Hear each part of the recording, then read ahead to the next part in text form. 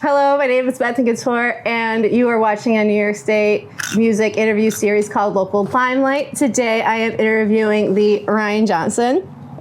Thanks for having me on the show. Thanks for taking the time to work with me today. And Ryan is an extremely passionate and nationally endorsed performer, working with the Angelico Guitars, Kurt Mangan Strings, Yes, indeed. and Godin Guitars. Yeah. Yes. He is a composer, producer, audio engineer, and educator, focusing on bridging education, musical arts, and social justice to a global level.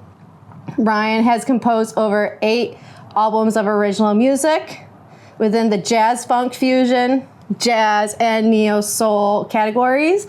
And he can be heard on nationally acclaimed records by artists such as Cabo Frio. That's it? Okay. And Reliably Bad. Yeah. Yeah. For over 10 years, he has been a formal music educator within the Rochester City School District and is a founder of the district's first ever musical theater company, Rock City Players. Yes. Very cool. Absolutely.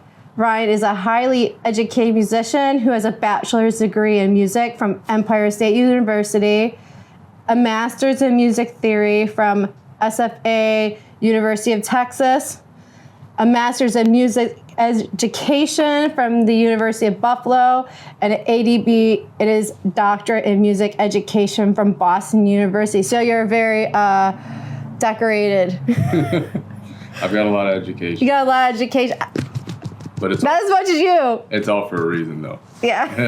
Hey, there's never such a thing as too much learning. Is such thing? I think it's like a forever thing. Should be lifelong learners, I'd say. I believe that too. His doctoral work focused on curriculum, reform, and social justice within the scope of anti-racism and inclusionary activism within Western music practices. When he is not busy within scholarly... All right, you can always chop things. No, keep it. Yeah, So it makes it, that's what makes it great. Scholar, help me here. Scholarly research. I think I had it. I just giggled through it. You did have it. You had second guessed yourself. I just giggled through it. Education, studio recording, touring, and big face festivals like the Rochester International Jazz Fest. He dedicates much of his creative efforts towards his original bands Escape Terrain and Bearcat. Bearcat, yes, indeed. Got that one. Yeah. Of all the ones. Some of these are some tricky names. They are very tricky names. That's why I was like, catching myself up here. Anyways. That was great. I love that for me. So, Ryan, I really admire your passion within the music education and social justice realm. It's a really unique niche to blend the 3 concepts together and make it a career choice. What inspired you to marry the 3 topics together? Well, I'd say at heart I'm always been an artist and a composer. So, coming from the creative aspects of making music, but then being able to relay that music to others, I thought, the only way I can do that, the way to transmit my music is by recording records, and then people can listen to them, and hopefully it will do something for them in some way, shape, or form. But then I realized, the education portion is crucial. It's critical because a lot of our youth, they have all the technology in the world at their hands, but at the same time, they're kind of being pigeonholed into a certain direction when it comes to standardized curriculum. When we went to school, there were certain historical facts you had to know and certain musicians you had to learn about, but when you boil it down, it all comes to white men. And it's a Western canon. It's a Northern European canon. So Fair. You learn about Bach and Mozart and Handel and Liszt and Schubert, but you don't learn about Coolio or Run DMC. And you're just, even though those styles of music are so widely loved and appreciated in America, our standardized curriculum is really of a Western canon. What I mean by Western is primarily in Northern Europe, Germany and places like that, where those pedagogues and those inventors and those educators are the only ones that are seen as valid. And so I watch our youth of color struggle to feel even like their music is legitimate. And so not only is their music not being practiced, and they're not seeing staff members as well that reflect their culture and their race, but then even the music in music class, where they think that they can express themselves, they're still restricted, and they're kind of forced to assimilate to white culture, and it's really damaging. It damages our music scene, right? Because 95% of American music is non-white music. It was created by people of color. Right. Everything from the blues to rock and roll to jazz to soul to funk to everything. Everything. Gospel, even the country. The country western music really was Appalachian music, which is more in the States Appalachian, but those things are hard to be recognized when you get there. So my goal is not to discredit white music or Caucasian roots. There's amazing music from that descent that I love. I'm a huge Beatles fan, and I love to listen to Mozart and Dvorak, but there's more than that, and it needs to be legitimized. Oh yeah, when I think of American music in general, I know from my own personal upbringing and studying of music, it all comes back to the blues, and just back to even further back, like how, the slaves would sing, right. And when, as they became more independent and free in that music, and how it,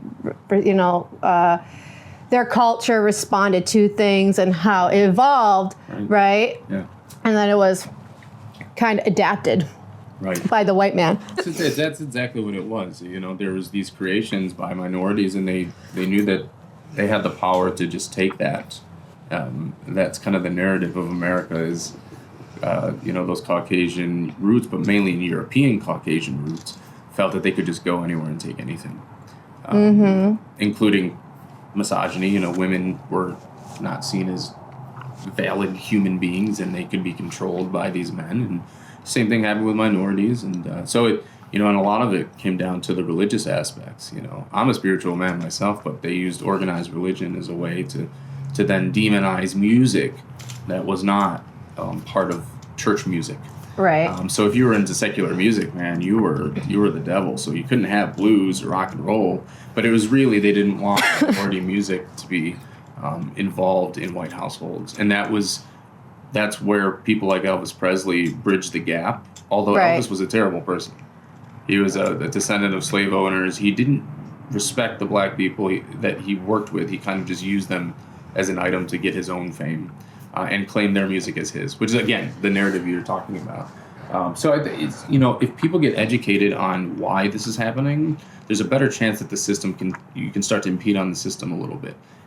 So artists like Elvis came onto the scene, and he was really the first large example of, white appropriation of black music, but how black music was getting into white households. Records had just become kind of available on the masses. Not everybody had a record player, but the people that did, now you could, they were starting to produce records in the 40s and the 50s and the 60s, of course. And so on one hand, it allowed black music into white households, but with the wrong narrative. And I think that was actually more damaging. People would argue this, but that's where my academic work comes from, is I wanted to not only explore the reason for racism. That's I know why it sits and is pivoted in our education system. It's just part of the bigger system of the white racial framework to create this white super race. We all know that it's outrageous, but this is what it was created for. But my doctoral work is to not just disprove its falsehoods. Well, we think that they say that they're truth, but to disprove these falsehoods, but also to bring awareness so that hopefully we stop making the same mistakes. Now, who knows if that will happen, but I love to learn, and I feel like when students are in K-12, and they're in grade school, that's a big portion of what's going to that's predicating what's going to happen for their future. And if I can do my best to make people love music and feel included with it, I'm going to do that. And it's going to take a lot of anti-racist work in all of the different genres of music and all the different categories of education. But certainly in the arts and music, that's where I believe I can make a first impact on a level where people actually substantiate my work. You know, that's why all the degrees are there. You know, Yeah. I want to do the college professor thing, be an academic writer and contributor for educational journals, music journals, and things like that, and keep going from there. I love that. It's very impactful in a long-term scope. You know, it's not just thinking I'm going to make music and move people through my music. It's I'm going to educate and change minds and be a role model. Yeah. Because that's one thing I hear all the time from especially people of color, young people of color, is I wish I had more good role models. I wish I had somebody that I could admire. It's always the same looking person. Right. And that's a great sounding board. You know, that's a great place to start, is by being the example that you want to see in the world. Right. So I greatly admire that. Yeah, everybody should be able to be proud of their heritage and not have to worry about losing opportunities because of it. And unfortunately, here we are in America, 2026. And it's not that this country is a vile, disgusting place, but we have a very violent and hateful history. And I think we can turn it around. Maybe I'm overly optimistic, but I believe music is that one universal medium that everybody can relate to, and it doesn't have boundaries. And it doesn't have racial, it's just sound. It That is. excites the human brain. Yeah. I like it not just because of the sound, but the vibration. Vibration. Ah! Hey, I see you. Vibration is, yeah. Well, that's all we are. We're all vibrating. It's kind of like I don't know, you go to a show, especially like the closer you are, that you can like feel the vibration Right. of the music, or even like when you have your headphones on, or you know what I mean? Like it's the vibration. And so I think that's an interesting topic, because I know there's how things are produced, that like certain frequencies and everything, and what different frequencies do your body and mind. So that's something that always interested me. Well, there's a lot of science to it. I mean, when I first started college, I went for audio engineering. Okay. Which is why I still do the mixing and the mastering of music myself.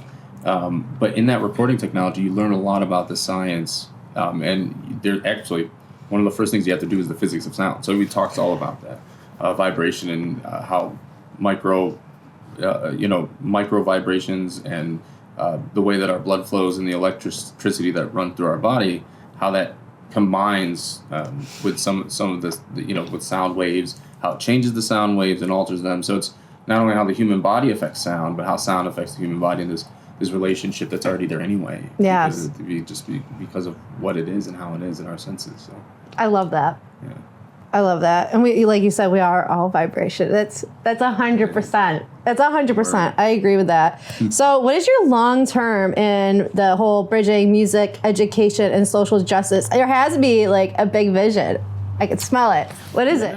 No, the big vision is just, if I can be a facilitator and kind of help with the intersection between higher academia, so like how we teach our teachers how to teach. It's a lot of teach in one sentence. But how do we instruct our teachers on how to use pedagogy in a positive way and make it universal to everybody? Because music will continue to progress, but it could progress faster and in more interesting ways if people aren't stuck on the academic level, where they're like, oh man, I have to do this classical training in classical music, and then maybe after I finish that, then I can continue on and do what I actually want to do. That sounds boring. Right. So it disengages people, and we don't want to do that. Let people enjoy music, and there's a way to teach it where all genres can be incorporated, so they don't get as bored. Right. And really, music theory isn't theory, first off, and secondly, it's more of a methodology, and it's a Western science. Canon. Right. Science. Music science for the music theory. Yeah, it would be cool to talk about the emotional and psychological effects of music rather than theory. But I understand its practicality, why you need it to do certain things. But at the end of the day, can you produce the sound you want, on this instrument? That's the question. Whether I can read music or not doesn't mean it doesn't dictate whether I can play this instrument and make it sound good to your ear or my ear, you know. So you need it because the literacy in music is important because you can get certain work with that way. Somebody can call me for any gig and give me a chart and I can just play it. So I have more opportunities. But rather than if I wasn't educated that way, but you know, making it so that the main focal point is theory and book smarts in music is almost contradictory of what it should be doing. It should be a communal medium where everybody can participate and enjoy it. I love that. So what were you doing before you decided to become a professional musician? Like, what were you doing before that, like career choices or lifestyle wise, like, or was that something you always wanted to do? Well, actually, I always loved music, as most people do, but I didn't really start playing music until late in high school. So that it was kind of a later choice to say, hey, I want to do this as a profession and for a living. And then even further after that, where I was like, well, actually, I want to get into higher academia and be a professor and travel and do seminars and workshops on music's intersection, the musicology portion of it, the social and cultural aspects of it that bring people together and or divide them. And that's more like a musicology thing, but then also like perform and be somebody that brings interesting music to the world. You know that. So I think it was really my junior year in high school where I said, yeah, this is what I want to do. I want to do music. I first want to get into the recording and the engineering of it, while also performing and composing. So that's why I chose for the degree at first to be audio engineering. It makes a lot of sense, though. It's kind of a backbone if you think about it, because especially if you want to record your own and be an artist and put that music out there, being able to have those skills to be your own producer is kind of important. It is important. And do it right.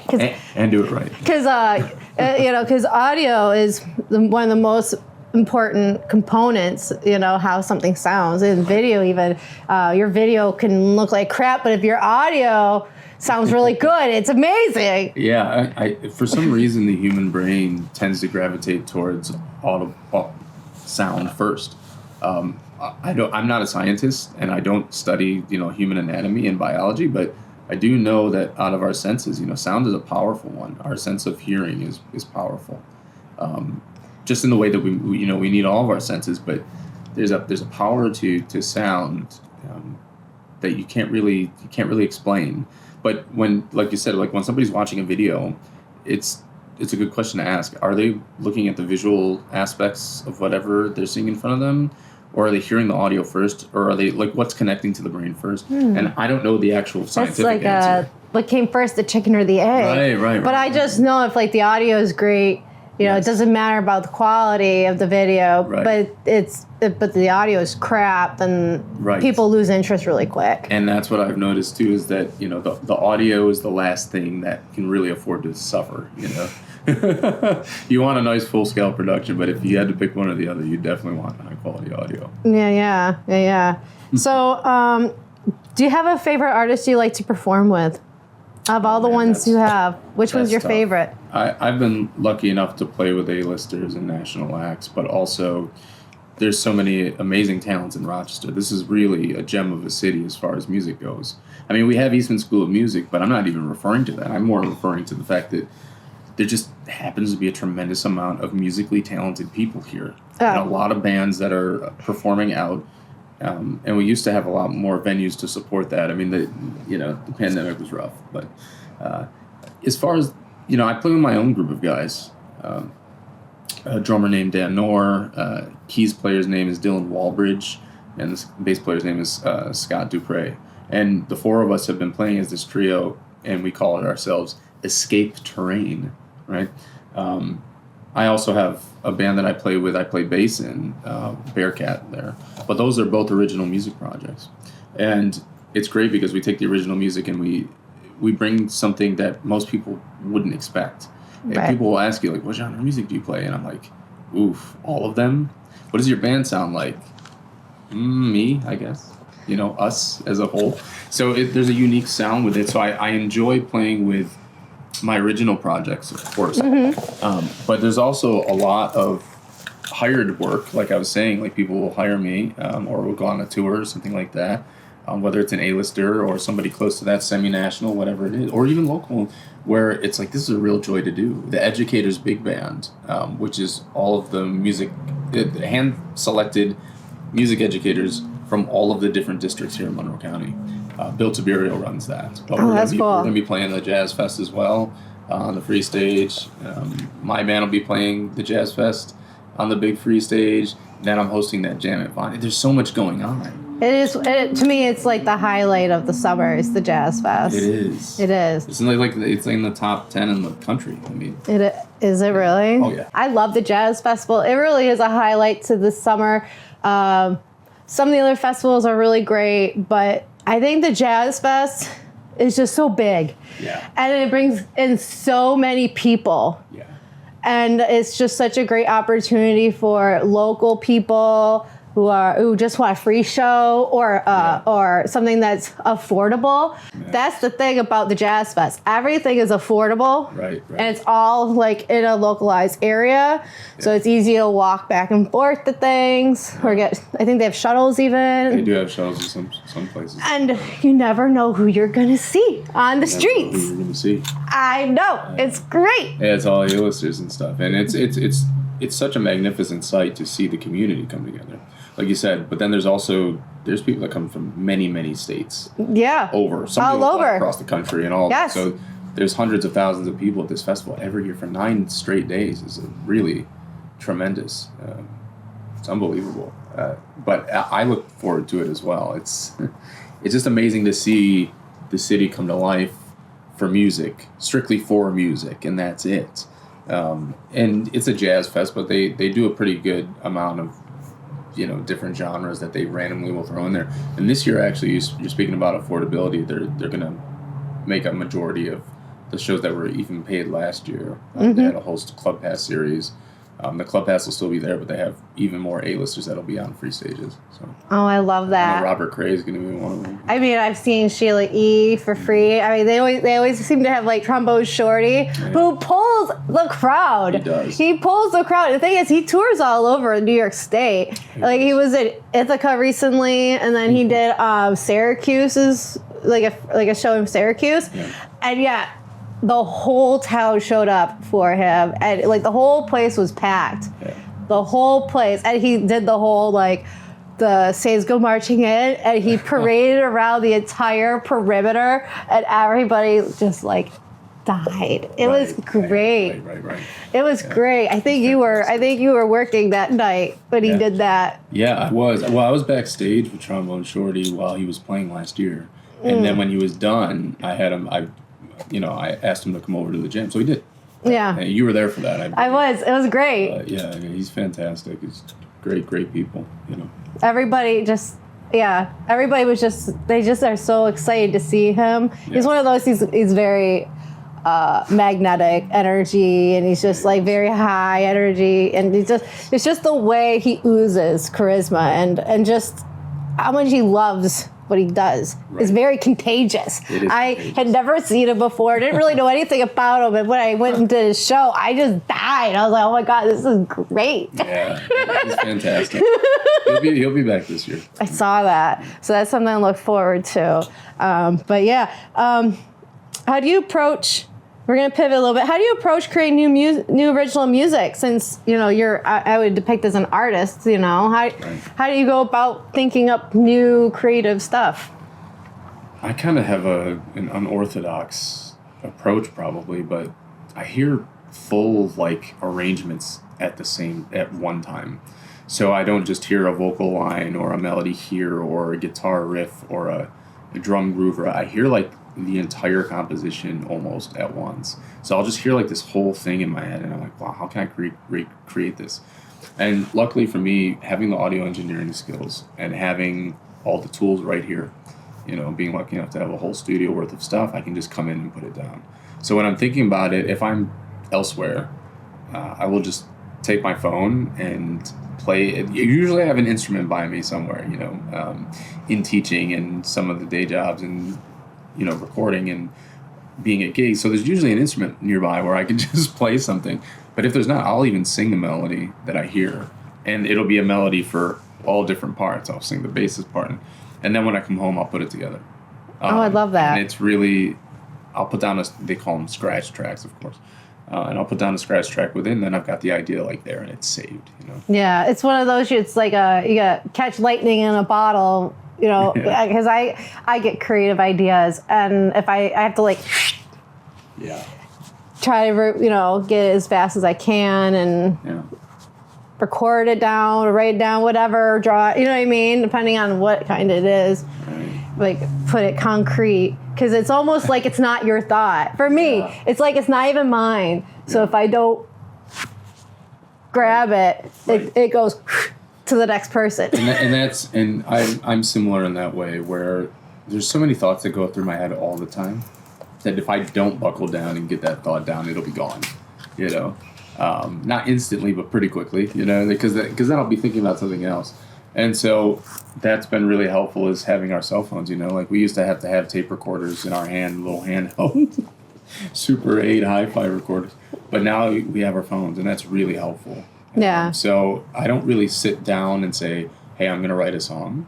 It just kind of comes to me, and I'll put it down. Although I do a lot with writing for other people or collaborating with other people, where we are sitting down, they're saying, here's my idea, and then I'll sit down with them and say, well, what if we try this? And I'll play some stuff, and so it becomes this collaborative songwriting. I like, even in the photo video realm, I love being able to work with another artist and like hear something that they want, and then build off of it to make it theirs. But it's also got my thumbprint on it. Yeah. You know what I mean? Yours, it's still mine. It's got my artistic voice on it, my thumbprint, but it's theirs. And because it's ours now, it's like. Yeah, there's a degree of separation when you don't use collaborative works, and the way I like to approach music is about that. You know, like I was saying earlier, like community music making is a special thing. It's a bond, and it's this way of being able to communicate without verbal English. Or any words. You just, these sounds are moving you. And that's a really cool relationship to have. It is. And I notice like musicians will do the look. The look. The look. They give each other the look, and they're like, all right, change over. So, I know for myself, like every now and then things happen. How do you handle career setbacks? I mean, that happens to everybody, right? Yeah. How do you manage that when it happens? I probably similar to most people, where it's like, oh man, if there's a deadline, it's different. If it's just like a general, like in my life, my career needs to take another turn and I haven't gotten to it yet, or it's going to take a variety of steps. That's usually the way I'll break it down, is like, what are the steps, and what is a checklist of things that need to get done to make this goal happen. But when there's setbacks, I mean, you kind of just take them as they are. But a lot of times, those setbacks will alter your music in a way that you positively that you didn't expect. Yeah. At least for me, in my experience. So setbacks have kind of been like, let me figure out a way to keep this timeline that I want, but also, why was the setback happening?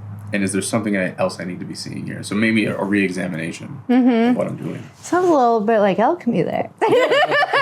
Yeah.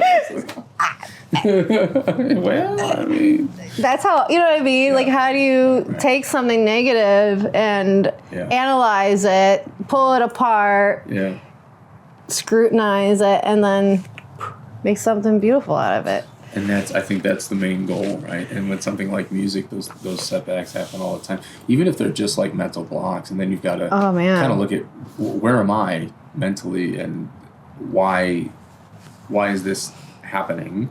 And then how do I go ahead and channel this into something positive that will continue the same that you're doing? Yeah, no, I get it. That's why I was like, oh, that kind of sounds like alchemy there. It does, you know what I mean? Mental alchemy. Mental alchemy. I mean, change your mind. Change your mind, change your life, right? Yeah, you have to.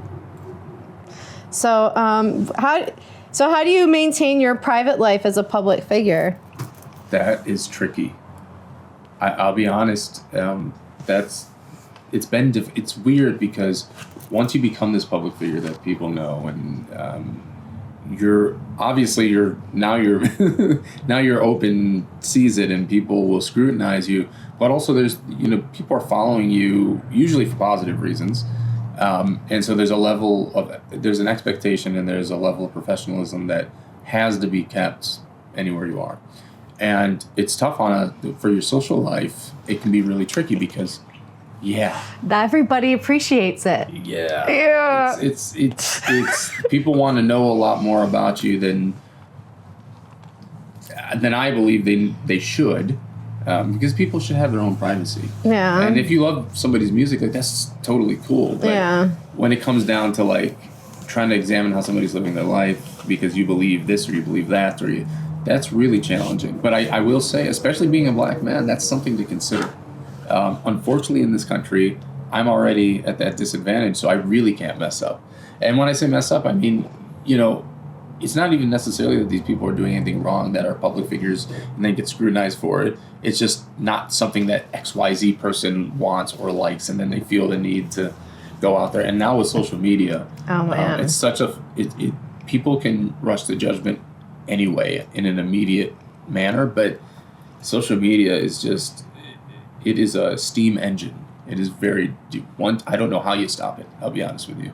Unless those servers get shut down, people, or it becomes a paid service, or there has to be some kind of way that you can acquire a social media account. Like back in the day, Facebook, you had to be a college student and have, but in your school ID, and it was very restricted. But now that everything is really kind of open interface, there's not much you can do. I just kind of keep my private life completely separate. I don't want people knowing anything about me. Yeah. Because I don't think they shouldn't have that privilege, and that's a lot of pressure on a human being. Like if I want to create music and people enjoy it, I know it comes with the territory. I do that. I know. Yeah. Yeah. You have to be open to a degree because you're public facing, but it's a very delicate balance of allowing people to see some things but not other things, and I know, like, for example, like when you go out places with people, that's what I was saying earlier. I'm like, they don't always appreciate things, like they get weirded out, and it's like, well, I can't control other people. And that's the whole thing. You can't control people, and I know for me, I handle myself as a professional. I care deeply about respecting people and the human condition of love and compassion. So I'm not worried about what I'm going to do, or that it's going to be something offensive to the masses, but it's more of just like people know a lot about your life and they make judgment calls.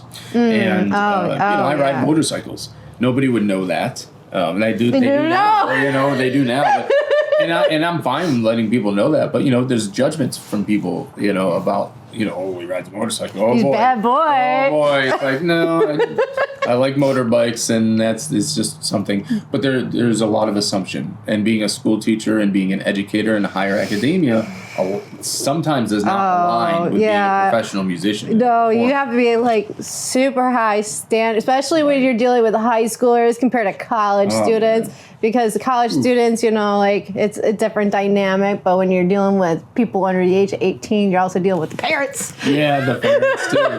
There are a lot of things. Yeah. There are a lot of factors, and you just have to be careful because there are some people out there that just want to see the world burn. I don't think that's most people, but there are people out there, and you just have to be practical. And for me, I'll never not talk with somebody. So if somebody comes up to me in public, which happens all the time, and wants to have a conversation, as long as I don't have to get to a dire emergency, I'm always going to give people the time of day, because I think that's the right thing to do as a human. Like, it has nothing to do with my status or their status, or it's just as a human being, I believe people deserve compassion, and I'm gonna provide that the best I can. I feel like it comes with the territory too. It does. You know, because it's a compliment that they are admiring you. Right. They want, and it's like an energetic exchange. It really is, right? It is. They want a taste of your energy, and you know, it's true. It is true. It's true. They just want a little sample, little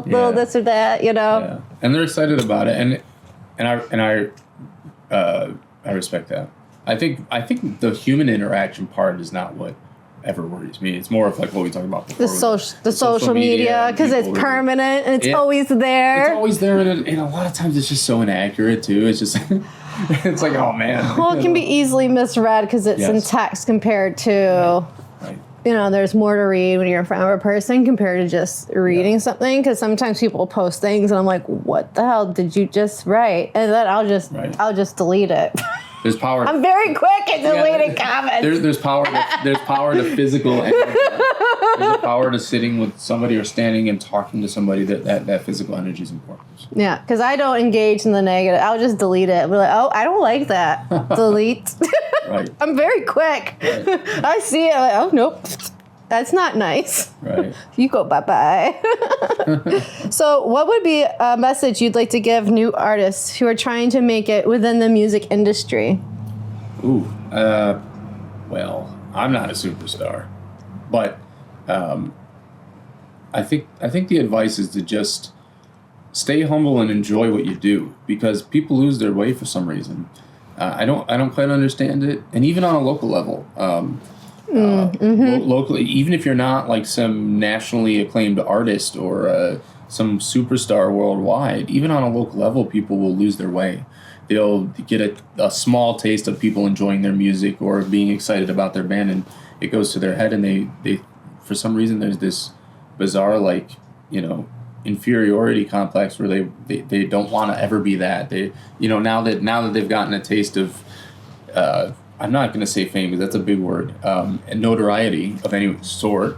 Importance, feeling of importance, that ego boost, you know? Right. It really changes people, and that's unfortunate. So I always tell students that if they find success in any way, it could be personal success, really think about what that success is, how you got it, how you want to maintain it, and what is it going to do to you? How's it going to affect you? Because you have choices to make. Yeah. Everyone has choices to make. And so, stay humble in your mindset, but with your craft, put the time in that you can.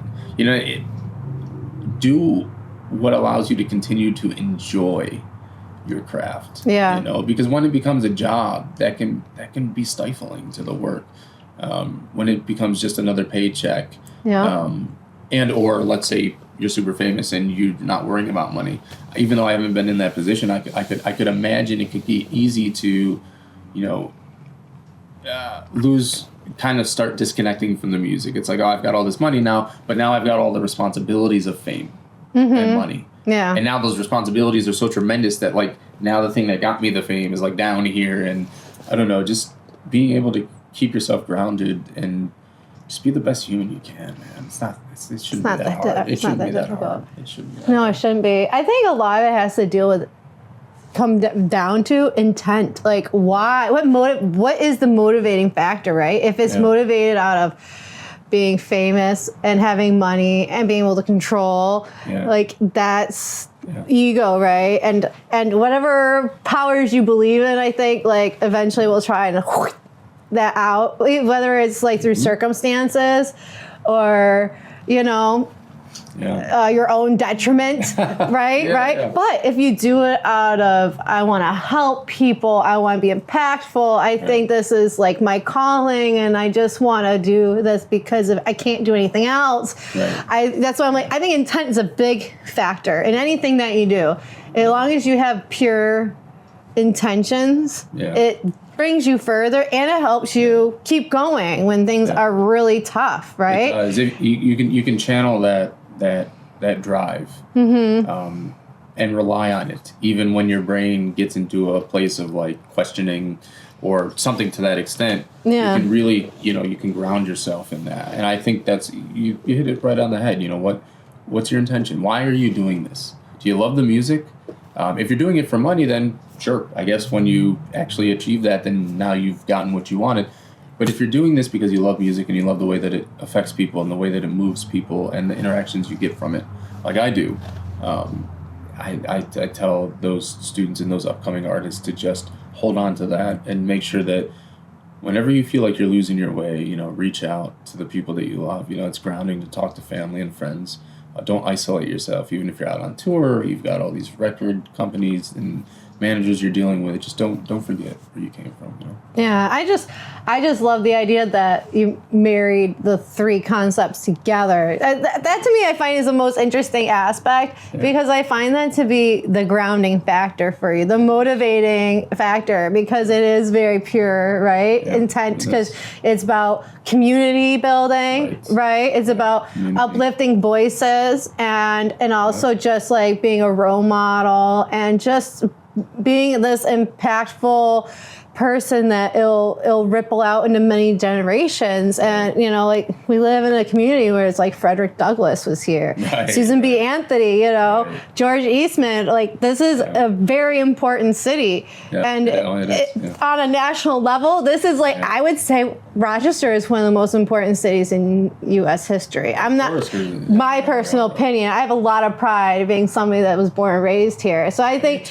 that's a legacy that you're fulfilling. I think that's really important as somebody that worked for Citizen Action and helped getting Rochester City School District that funding from Cuomo. Yeah. And then I gave it up when we got the funding, but it was a really motivating factor, taking photos for their lobby days and their protests, the school to prison pipeline. Yes. That was for me like a very important. I don't know. For me, it felt very important. Not that my kids went to those schools, but because I saw that there was a need, and listening to those voices and hearing the children talk was a very moving experience, And so I just think it's a legacy that we're continuing because I find so many people within the Rochester community have such a hopeless feeling and they see like this negative aspects. But as somebody that grew up here and moved away, it wasn't until I moved away that I realized Frederick Douglass, Susan B. Anthony, you know what I mean? All these people. I always knew George Eastman, but that's the white indoctrination, right? But we never talked about like the women's rights and making sure that people of color had all their rights, so that was never discussed in school. Never once. And for me, I thought that was flabbergasting. Because I would find that to be more important. Right. Even though for me, George Eastman was always somebody I aspired to be like, right? But at the end of the day, those, there's so much more to Rochester. And it going away and coming back gives you a whole new appreciation because it's just not the history, it's the culture, it's everything, like the feelings and just the air and the environment, everybody, they just get stuck, right? So my goal is to really hyper focus on the fact that there's talent that comes from anywhere, big people come from all little places, and Rochester is a little place, but it's so big. It's so fantastic. It's like a big little place. It's so crazy because the city is somewhere around 300,000 in population, but Monroe County is like 1.8 million people. Wow. It's a lot of people. Wow. That's one county. Yeah. You know what I'm saying? That's it's a lot of people. But and it's like 60 square miles or something like that. I'm not really sure what the exact, but you all the way from Rockport all the way out to Victor where it ends. And I mean, it's just everywhere in between. So it's this huge metropolitan area. And it's like you said, the history of the Underground Railroad, is so significant. And this was the main passage to Canada. And there's so much history there. But like you said, there's it's just the American creed, which is this falsehood of, white elitism and capitalism being the main reason to live and wake up and breathe every day. And I love George Eastman. I mean, the School of Music, the dental school, Sure. all the things he did for the community. There's so many little things. I did a whole paper on him, all the different funding and all the little things that he built up from scratch. I mean, he really, truly is awe-inspiring, and he's a great inventor, but we're so much more than being a photo city. We are. We are a huge music function. It's such a big little music city, and I just love that. I think we're underappreciated. For sure. But there's so many bands that came out of this area and talent that I don't know. I love it. I love this place. Yeah, me too. This city is really such a gem, and it's incredible what has come out of here and continues to be produced. So many A-list musicians, actors, filmmakers, inventors, scientists, medical professionals, strong as one of the top in the world. So yeah. There's just so much here. But yeah, I'm a big proponent of Rochester, and it saddens me that propaganda and the way that the news outlets kind of shape things. There's always going to be in this negative lens, but it's gotten really bad in Rochester, I think, as far as what the news chooses to report or not. And unfortunately, like we said, in grade school, you learn certain things, and history has been completely sanitized. It's just completely whitewashed. Yeah, everybody focuses on the fighting and the riffraff, and not so much on all the beautiful and the positive and all the aspiring things that are actually going on. Yeah. Right. Okay. So Ryan, what are some projects you are currently working on? Ooh. Well, my band Escape Terrain is going to be putting out a 5-track EP. And then I have a full-length record that's going to be coming out with Reliably Bad. Ooh. Playing all the bass and guitar on there and some other things. And they're just fantastic. Some other things? Yeah, some other things. It's a secret? There's some stuff I can't say yet. Oh, but teasing. There are some artists that I'll be collaborating with that can't really say yet, but fantastic human beings, and to me it's a absolute honor to be able to play with them. So that's coming up. So other than the records and playing some shows and touring and things like that, the higher academia portion of it, finishing a journal article that hopefully will be published, and it's all about racism in music education. It's kind of a look into, it's like a forensic analysis of some textbooks and a look into some of the pedagogical methodologies and ideologies that go into teaching music appreciation and music history. So it's specific in those. Yeah. It's not just everything. And yeah, I'm going to be doing a lot of stuff in the music world, and some of it I can talk about. And there'll be some new stuff coming out with D'Angelico, and you'll see. Oh, that's exciting. So that's so ambiguous. I know. Well, Jazz Fest is open. That's going to be great. People all of their stuff is openly found online now. They've released all the artists, all the venues, and I'll be hosting the jam every night at Bonnie's, Jazz Lounge, which is at the Inn on Broadway, which is already a Club Pass venue, and that'll be free every night of the festival, starting June 19th on Juneteenth. Yeah. Yes, and I loved last year when I noticed you had quite a few students show up, right? There will be students there, yeah. They loved it. Yeah. They loved it. It was so cute to watch them all get up on stage, and just the whole community in general. You could tell people come every year. Yeah. That was something that was very evident, and it brings such a different crowd. It's very diverse. It is. It's diverse and it's inclusive, and that's what sometimes we lack it, in some of the traditional, jazz jams that happen around the country. Not even just Rochester. I used to run an open jam, and I would say it was it was blues open jam, not Nice. jazz. It was Yeah, blues that's okay. open, but it was all white folk that Right. showed up. Right. No matter where we hosted it, it was always white folk that came out, and they were always the same age range. And Right. you get where I'm getting at. where you're getting at. You're picking up what I'm putting down, and so I just noticed like it was such a huge, diverse, and it was like everybody's just dressed up so pretty.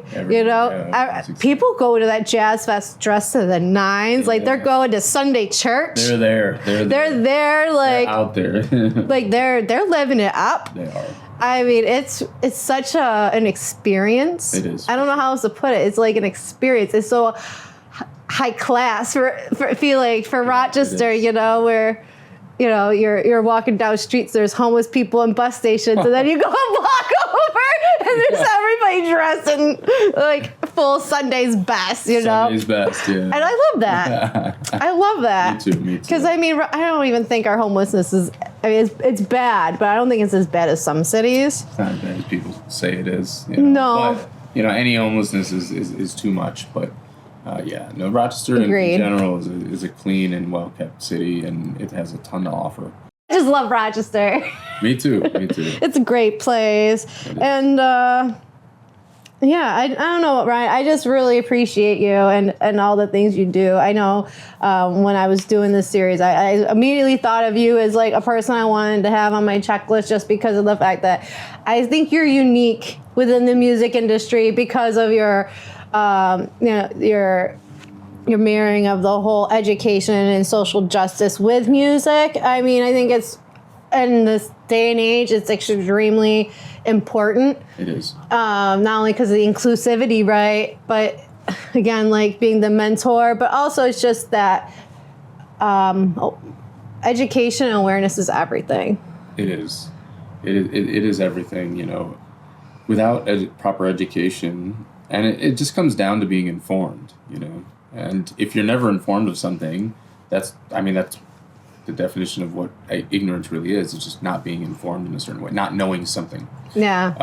But if you're ignorant to your own culture, or if you thrive in your own culture's music, but it's seen as inferior, that's so damaging. That is. It's just unbelievably damaging. And there's no reason to believe that it's inferior except that some white man somewhere said it was, You must be talking about jazz. Yeah, I guess, right.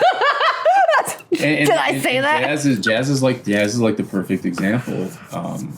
And I play jazz all the time, but jazz is the perfect example of like the first huge I would say like the blues is not. I would say, and rock and roll was great, but I think jazz was the first time that minority music. This was a black genre of music that black people had created and were indulging in these clubs, and it was a very poor. Yeah. Kind of genre of music. Yeah. It was the first time that white America said, this music is so fantastic, we're going to take it, we're going to appropriate it, and make as much money off of it as we can. Yeah. We're going to institutionalize it. That was huge. Yeah. When they institutionalized jazz, and it was seen as this, it came from, it went from this dingy, like, blacks are playing this on the streets in New Orleans and, Chicago, to, oh man, only the most elite musicians. Only the most elite musicians. love that. Yeah, they pull the glass. Only the most elite musicians that are technically trained and could even pull off jazz. It's so sophisticated. To admit that a black idiom of music was sophisticated that blew the doors. Well, I think it just makes it separates the people from their culture. Again, you know what I'm saying? And that was that's why it was so problematic. It was appropriation is never good, but now that it was institutionalized, they took it into their own hands and tried to make it their own thing, and it ruined it. Yeah. If I'm just being honest with you, guys like Charlie Parker and Wes Montgomery and Bird, and so you had all these guys that were coming out in the 40s into the 50s and even in the 60s, but that whole 20-year period when they said, well, this is like some elite music and this level of improvisation is extraordinary and technical proficiency, they said, well, we're going to take it and then we're going to analyze it with Western practices. Well, now I tell my students, it's like taking a square peg and putting it in a round hole. Like you can keep whittling away at that square peg until it fits into a round hole and gets round-ish, but it's not really a round peg. And it's no longer authentic. And it's no longer a square peg either. Now it's this weird thing that is not true to what it was supposed to be. Exactly. It's this new form that this square hole now owns. The square peg is now subservient to this round hole because it's just been whittled away. Yeah. So now it's not really. Is it really jazz anymore? And if it is jazz, does that mean that it can even be analyzed with Western harmony? I don't think so, because it breaks those conventional rules. But we won't go down that rabbit hole. But it's that whole idea of like, even if we are saying that jazz is significant, even if we are saying that the blues is significant, we're not saying the blues and jazz is significant because it is what it is and it's its own medium. It's significant, and now this is how we're going to put it and assimilate it into white culture. Yeah. It's a problem. It's a big problem. Oh, absolutely. I totally agree. And but we can find a way, I think, to coexist and to bring people together. And I'm just hoping that some of these old, fundamentally racist practices will start to dissipate more and more. What a great way to end the interview. Thank you. Thank you so much for having me. No, thank you for taking the time to meet with me today. I love how, like I said, I love how you blend the music and education with social justice, and you kind of made it into your own sub-genre, and you know. It's such a niche thing, and I actually really admire that. And your advocacy and dedication to the Rochester community is truly awe-inspiring. And I really do believe you'll leave a global legacy for yourself on some sort of scale, even if it is trickled through students or through your music, you know, and your touring and all your endorsements and just like little interviews like this, you know. So maybe it won't be so little. Yeah, you never know. You never know. You never know. It's a great interview, and I appreciate your time, Bethany, and we'll do it again soon, I'm sure. Well, thank you. You're very incredible yourself, Thanks you know. for having me. Thanks for having me. Thank you.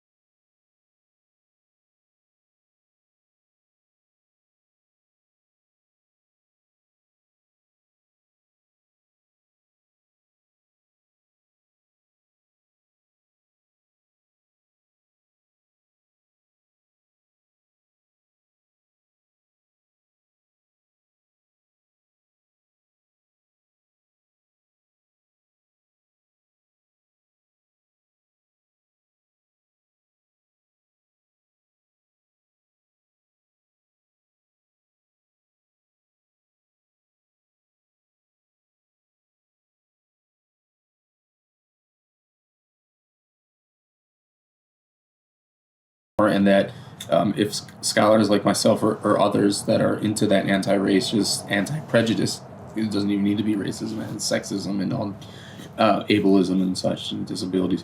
If we can get into that anti-prejudice work and start making it a commonality to find things that make sense to everybody and make it common practice as well to be inclusive, we'll be okay. And that again boils down to the education and awareness, doesn't it? Right. Because that's so important. Because if you don't expose the truth, does it even exist? Right. We have to teach our teachers how to teach. I love that.